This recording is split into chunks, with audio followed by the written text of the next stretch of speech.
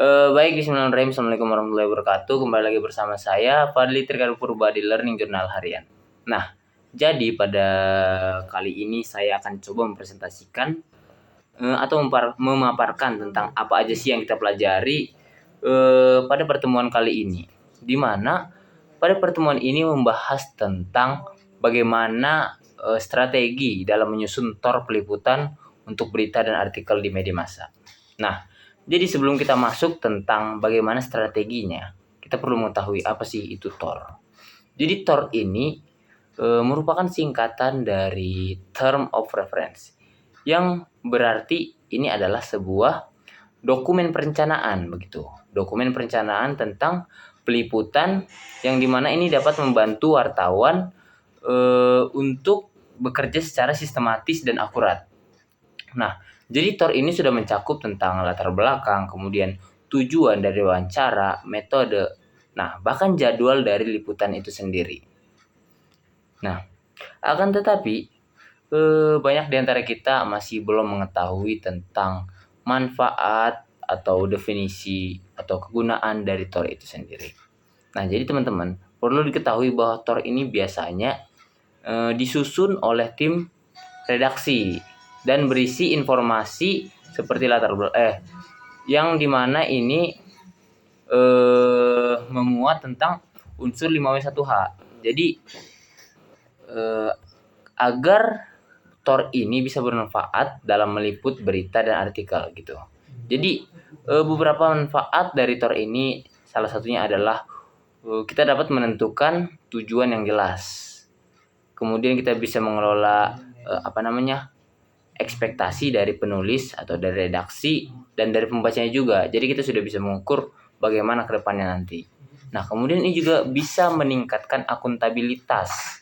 Kemudian meningkatkan transparansi yang jelas dalam proses pembuatan atau proses jurnalistiknya gitu. Jadi dengan adanya TOR ini bisa memastikan kualitas, kemudian konsistensi, kemudian integritas dari konten-konten yang kita buat. Nah, dengan ada TOR ini bisa menjamin hal-hal tersebut begitu. Nah, setelah itu ada beberapa manfaat lain dari TOR ini sendiri terhadap penulis peliputan berita dan artikel. Yang pertama itu kita bisa menentukan nih kita mau berfokus pada apa dan ntar final dari fokus kita ini apa, tujuannya apa gitu. Kemudian yang kedua itu kita bisa menghindari adanya kesalahpahaman, di mana TOR ini bisa menyatukan persepsi dari semua pihak yang terlibat gitu, mau itu dari editor, penulis, narasumber, semuanya gitu. Jadi nggak ada kesalahpahaman di antara satu sama lain gitu. Kemudian ini juga meningkatkan efisiensi. Jadi secara tidak langsung dengan adanya TOR ini kita bisa banyak menghemat, baik itu dari segi waktu, segi sumber daya manusia dan lain sebagainya gitu. Selanjutnya ini bisa sebagai alat evaluasi atau bukan alat evaluasi dan monitoring. Maksudnya adalah TOR ini bisa membantu mengevaluasi dari hasil tulisan-tulisan tersebut. Apakah ini sudah sesuai begitu dengan tujuan yang sudah kita tetapkan di awal tadi gitu. Dan ini juga bisa memudahkan kita untuk memonitoring atau mengontrol berita, tulisan atau artikel kita ini udah benar belum sih gitu kira-kira. Nah, kemudian apa sih langkah-langkah yang perlu kita lakukan dalam membuat suatu TOR? Yang pertama itu sudah pasti, kita harus menentukan topiknya terlebih dahulu. Nah, seperti biasa topik ini harus singkat, padat, jelas. Jadi ya to the point gitu. Kemudian kita harus tahu apa sih latar belakang dari masalah ini gitu.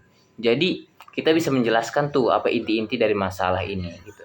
Kemudian kita harus menentukan angle. Setelah kita tahu topik, latar belakang, kita harus tahu angle. Nah, berita yang mau kita buat atau artikel yang mau kita susun itu arahnya mau kemana gitu. Kita mau ngambil dari sudut pandang yang menarik dari segi apanya gitu. Nah, selanjutnya barulah kita bagi penulisannya gitu. Jadi kita bisa apalagi untuk masalah-masalah yang mendalam gitu ya. Harus ada pembagian yang terstruktur. Jadi agar efisien baik itu dari segi waktu maupun dari tenaga. Nah, kemudian setelah kita membagi tulisannya, barulah kita menentukan target narasumber. Siapa sih target orang-orang yang tepat untuk permasalahan ini begitu. Untuk kasus ini siapa sih orang yang paling tepat? Nah, jadi ada terkadang tuh ada orang yang tepat, tapi ada orang yang lebih tepat dari orang yang tepat begitu. Nah, kemudian kita barulah membuat daftar-daftar pertanyaan yang kita tanyakan kepada sang narasumber gitu. Hal ini menyiapkan pertanyaan ini, jadi itu kita terfokus. Jadi kita nggak apa ya, nggak kemana-mana gitu pembahasannya gitu. Jadi ini bisa menentukan fokus kita gitu.